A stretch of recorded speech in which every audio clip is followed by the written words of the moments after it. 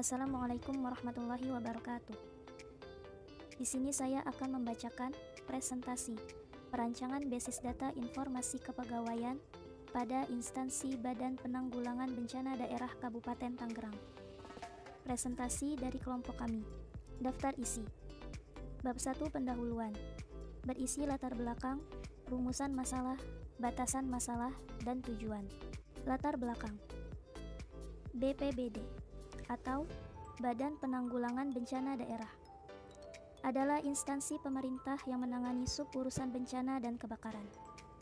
Instansi ini mempunyai 5 departemen yang mempekerjakan 296 pegawai. Rumusan masalah. Yang menjadi pertanyaan dari data ini adalah siapa pegawai yang memiliki masa kerja terlama. Batasan masalah. Di sini kita hanya membahas tentang kategori pegawai dan data dalam 1 tahun terakhir. Tujuan. Tujuan dari basis data ini adalah kita akan merancang basis data untuk mencari informasi pegawai yang memiliki masa kerja terlama. Bab 2. Landasan teori. Di sini kita akan membahas tentang perancangan basis data, yaitu proses dalam merancang basis data. IRD, yaitu proses penggambaran atau perancangan data dengan diagram. Dan SQL, yaitu proses implementasi dari perancangan basis data.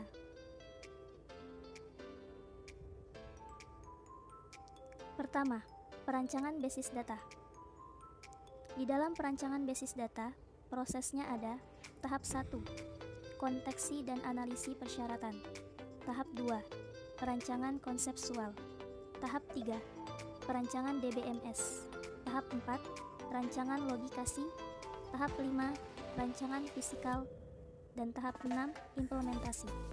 Di sini ada persyaratan data, rancangan skema eksternal dan konseptual, yaitu terlepas dari DBMS.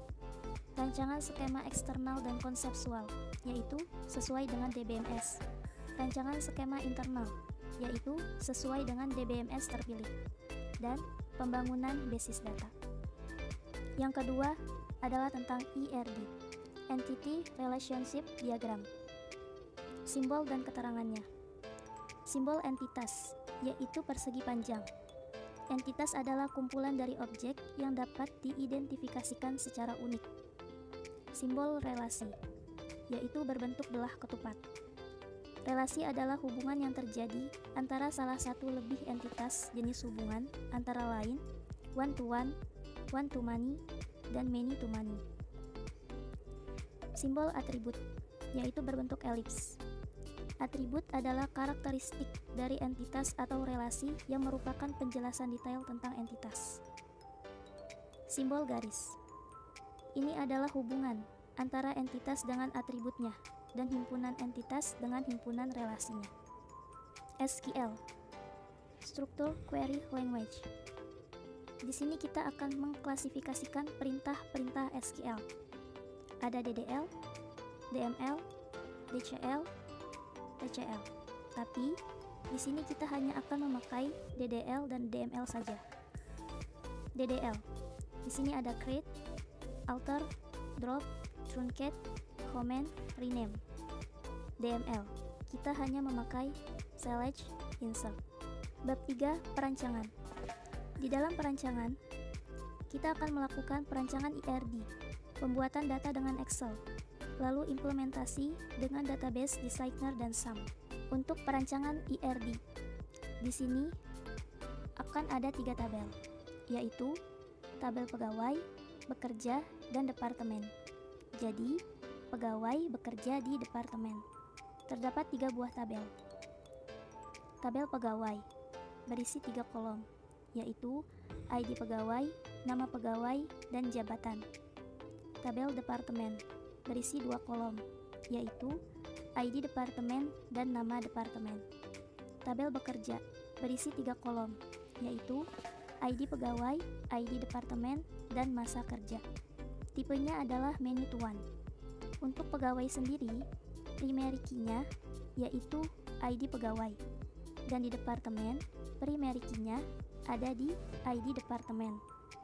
Lalu, untuk di tabel bekerja, kita memakai foreign key yang diambil dari tabel pegawai dan departemen, yaitu ID pegawai dan ID departemen.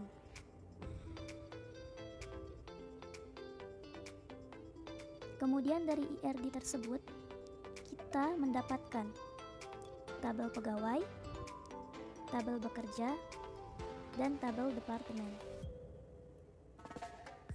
ID pegawai menggunakan tipe integer dengan panjang karakter 10. Di sini adalah primary key-nya. Nama pegawai menggunakan tipe varchar dengan panjang karakter 50. Jabatan menggunakan tipe varchar dengan panjang karakter 10. Di tabel departemen, ID departemen menggunakan tipe integer dengan panjang karakter 10 dan ini adalah primary key-nya. Nama departemen menggunakan tipe varchar dengan panjang karakter 50.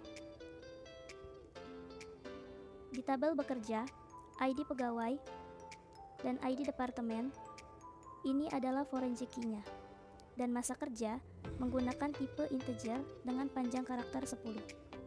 Setelah mendapatkan tabel implementasi, kita akan mendapatkan sebuah SQL-nya. Ini untuk tabel pegawai, tabel bekerja, dan tabel departemen.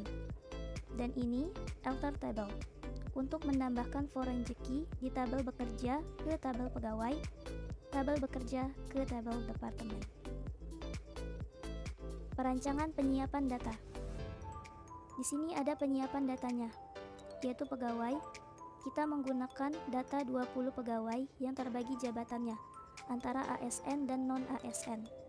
Departemen, terdapat 5 departemen, yaitu Departemen Pemadaman dan Penyelamatan, Kepegawaian, Keuangan, Rehabilitasi dan Renko.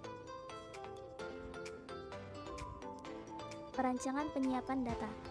Di sini ada penyiapan datanya, yaitu kita menggunakan data 20 pegawai yang terbagi jabatannya antara ASN dan non-ASN. Departemen, terdapat 5 departemen, yaitu Departemen Pemadaman dan Penyelamatan, Kepegawaian, Keuangan, Rehabilitasi dan Rekonstruksi, Pencegahan dan Kesiapsiagaan. Dan untuk lengkapnya, lookup ada di sini, yaitu ID pegawai, ID departemen, dan masa kerja. Bab 4, implementasi. Dari SQL yang didapat, kemudian kita akan implementasi. Di sini kita menggunakan DB Designer dan XAMPP. Untuk DB Designer, ini adalah SQL-nya. Drop table, create table, alter table. Lalu, ini adalah tampilannya. Pegawai, bekerja, departemen. Pegawai yang terhubung dengan bekerja, dan departemen yang terhubung dengan bekerja. Dan ini adalah tampilan di XAMPP. Sama seperti DB Designer, hanya saja tampilannya lebih berbeda. Kesimpulan. Dari perintah ini, kita bisa mendapatkan siapa pegawai yang memiliki masa kerja terlama, yaitu adalah Selvanus Henry Donald Manuhutu, SE. Jadi, kesimpulannya adalah perancangan ini akan memudahkan kita dalam mendapatkan data jabatan pegawai berdasarkan departemen, dapat menyimpulkan jumlah pegawai dalam satu departemen, serta mendapatkan informasi pegawai berdasarkan lama masa kerja. Sekian presentasi dari kami. Terima kasih. Wassalamualaikum warahmatullahi wabarakatuh.